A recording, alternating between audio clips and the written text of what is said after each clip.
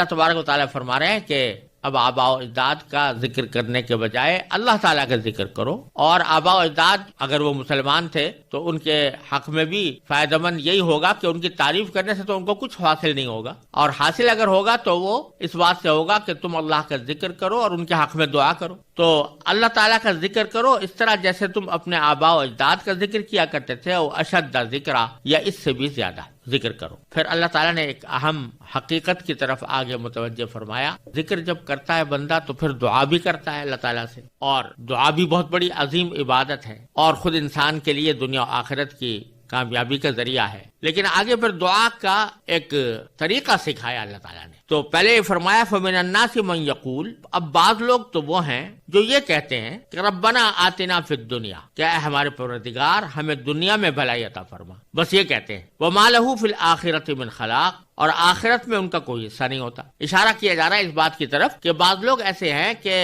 اللہ تعالیٰ سے دعائیں تو مانگتے ہیں لیکن دعا میں ان کی تمام آرزوؤں اور تمناؤں اور امنگوں کا سارا محور ان کی دنیاوی زندگی ہوتی ہے، اور وہ صرف دنیا ہی کی بھلائی مانگتے ہیں اللہ تعالیٰ سے، ان کو آخرت کی کوئی فکر ہے نہیں، اور وہ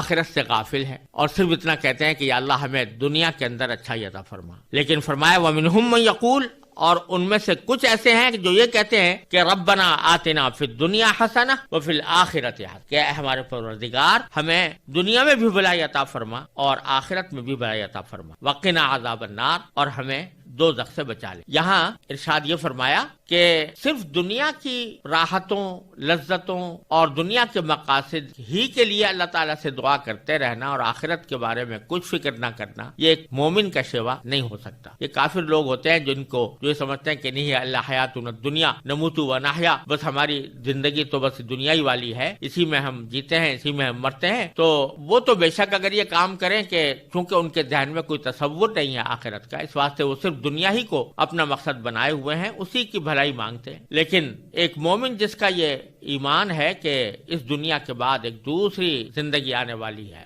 آخرت کی زندگی، تو اس کا کام یہ ہے کہ وہ جس طرح دنیا کی بھلائی مانگتا ہے اس طرح آخرت کی بھلائی بھی مانگے، اور یہ کہے کہ یا اللہ مجھے دنیا میں بھی بھلائی عطا فرما اور آخرت میں بھی بھلائی عطا فرما۔ یہاں اللہ تعالیٰ نے یہ نہیں فرمایا کہ دنیا کی بھلائی نہ مانگو، بلکہ یہ فرمایا کہ دنیا کی بھلائی کے ساتھ آخرت کی بھلائی بھی مانگو۔ بلکہ اگر دیکھا جائے تو آخرت کی بھلائی کو یقیناً دنیا کی بھلائی پر فوقیت حاصل ہے، کیونکہ دنیا کی زندگی تو مرتے ہی ختم ہو جائے گی، اور آخرت کی زندگی ابدی ہے، ہمیشہ رہنے والی ہے، کبھی فنا ہونے والی نہیں ہے۔ اس لیے کہا گیا ہے کہ اعمل لدنیا کا بقدر بقائک فیہا وعمل لآخرت کا قدر بقائک فیہا، کہ دنیا کے لیے اتنا کام کرو جتنا دنیا میں رہنا ہے، اور آخرت کے لیے اتنا کام کرو جتنا آخرت میں رہنا ہے۔ تو اللہ تبارک و تعالیٰ نے یہاں یہ سکھا دیا کہ دنیا کی بھلائی بھی مانگو اور آخرت کی بھی مانگو، اور ساتھ ہی اس سے ان لوگوں کی بھی تردید کر دی جو دنیا کی بھلائی کو کوئی اہمیت ہی سے نہیں دیتے، اور انہوں نے ترک دنیا کا رویہ اختیار کر رکھا ہے، جیسے رہبانیت کا طریقہ تھا کہ جب تک دنیا کی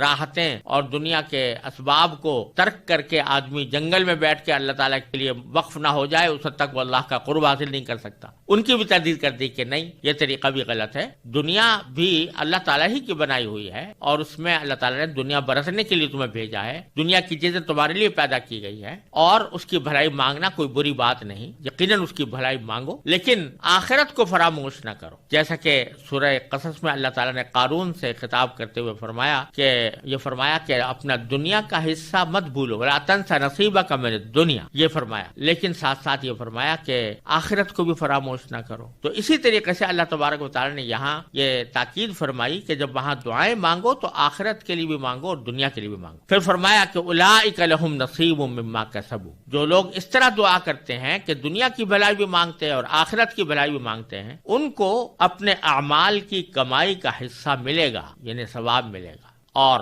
فرمایا کہ واللہ سریع الحساب، اور اللہ جلد حساب لینے والا ہے۔